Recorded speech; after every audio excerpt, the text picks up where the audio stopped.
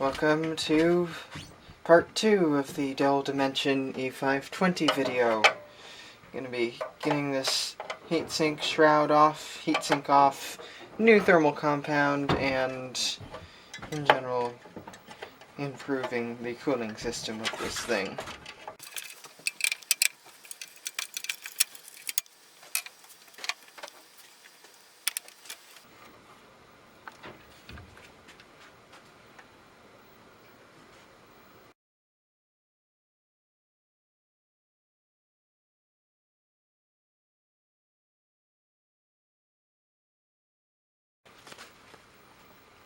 Nasty.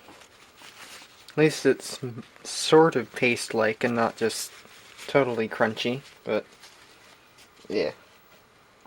It's a bit overdue for getting replaced.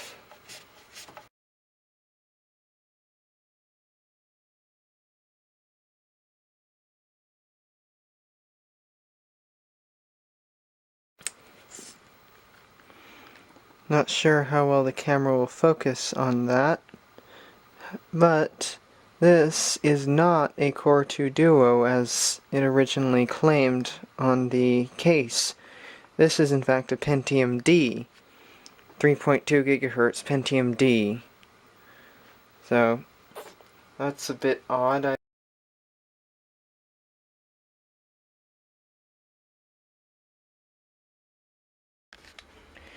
Okay, the computer is all back together. Fresh thermal compound on the heatsink, that's all properly clamped down. Got it and the fan all scrubbed out of dust. Got it plugged into my kilowatt here so I can keep track of how much power the unit's consuming. Have it on this Dell monitor, also from the recycle yard.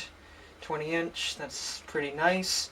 Dell keyboard. In fact, the only non-Dell component in this entire system is the Microsoft mouse.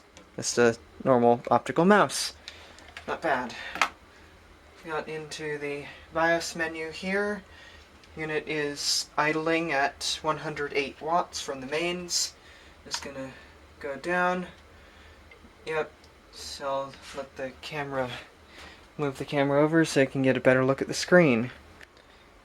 Okay, zoomed in on the screen. There's the system info, processor info, again, Pentium D, 3.2 gigahertz, twin core, 800 megahertz bus, 4 megabyte L2 cache, and 64-bit technology. Memory, as I read off from looking at the modules, 2 1 gigabyte cards installed, and DDR2 as I suspected, and 533 megahertz. Got PCI slots. Are figuring, I see the communications device, that's the little dial-up modem, and then the network device is the Wi-Fi card. And date and time, that is correct. It is. That's the date and time, so that's all good. And boot sequence is as it should be.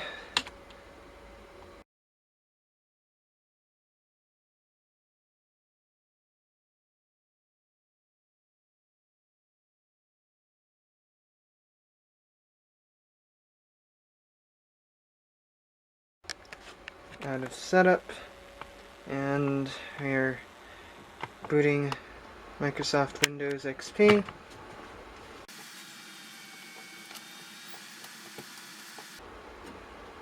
Yep, starts right up. There's the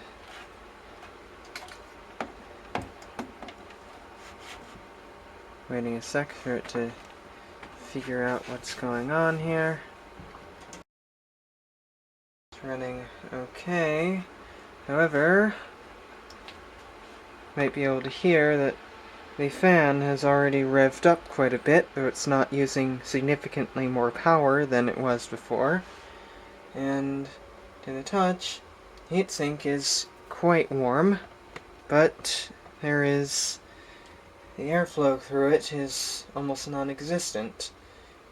Most of the fan's airflow is simply bypassing the heatsink entirely, just as I suspected. As you can hear, the fan is running like a jet engine, yet nearly all the air is just flowing right around it.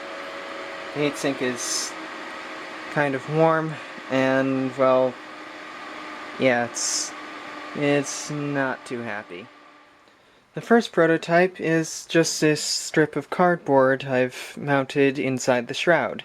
The same width, it starts up at the top, and it angles down. This will get rid of the large gap that the air was escaping through before, and force the air to take a path through the heatsink fins, making the heatsink more effective.